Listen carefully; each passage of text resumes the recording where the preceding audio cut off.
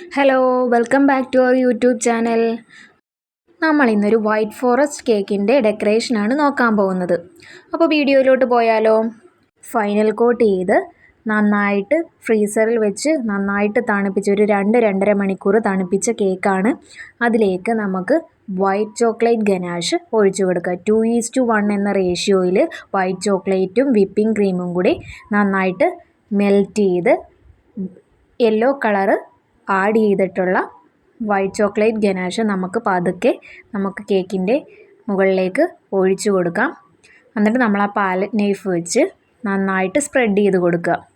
എല്ലാ സൈഡിലോട്ടും നന്നായിട്ട് സ്പ്രെഡ് ചെയ്ത് കൊടുക്കുക. അങ്ങനെ അതിന് ശേഷം നമുക്ക് സ്പൂൺ വെച്ച് ഒന്ന് ചോക്ലേറ്റ് ഗനാഷ് ഡ്രിപ്പ് ചെയ്ത് കൊടുക്കാം. എല്ലാ സൈഡിലും അണീവനായിട്ട് നമുക്ക് ഡ്രിപ്പ് ചെയ്ത് കൊടുക്കാം. ഇതിന് ശേഷം നമുക്ക് ഡെക്കറേഷനിലോട്ടാണ് കൊടുക്കുന്നത്. അതിനായിട്ട് നമ്മൾ ഫ്ലവേഴ്സ് എടുത്ത് വെച്ചിട്ടുണ്ട്. അത് നമ്മൾ നന്നായിട്ട് കവർ ചെയ്ത് കേക്കിനകത്തോട്ടൊന്ന് സ്റ്റാക്ക് ചെയ്ത് കൊടുക്കുക. ഇനി നമുക്ക് റൈറ്റിംഗ് കൂടെ ഉള്ളൂ. ഹാപ്പി ബർത്ത്ഡേ ഗൗതം എന്നാണ് നമുക്ക് എഴുതേണ്ടത്. ഡാർക്ക് ചോക്ലേറ്റ് ഗനാഷ് നന്നായിട്ട് മെൽറ്റാക്കി അത് നമ്മൾ പൈപ്പിംഗ് ബാഗിലാക്കി ഒന്ന് ഫ്രിഡ്ജിൽ വെച്ച് സെറ്റാക്കിയ ശേഷം നമുക്ക് റൈറ്റിംഗ് കൊടുക്കേണ്ടത്. നമ്മുടെ റൈറ്റിംഗ് ഇതാ ഫുള്ളി ഫിനിഷ് ആയിട്ടുണ്ട്. അതിനുശേഷം നമുക്ക് കുറച്ച് sugar balls, golden colour sugar ബോൾസും കൂടി ആഡ് ചെയ്ത ശേഷം ഉള്ള ഫൈനൽ ലുക്കാണ് നമ്മുടെ കേക്കിൻ്റെ.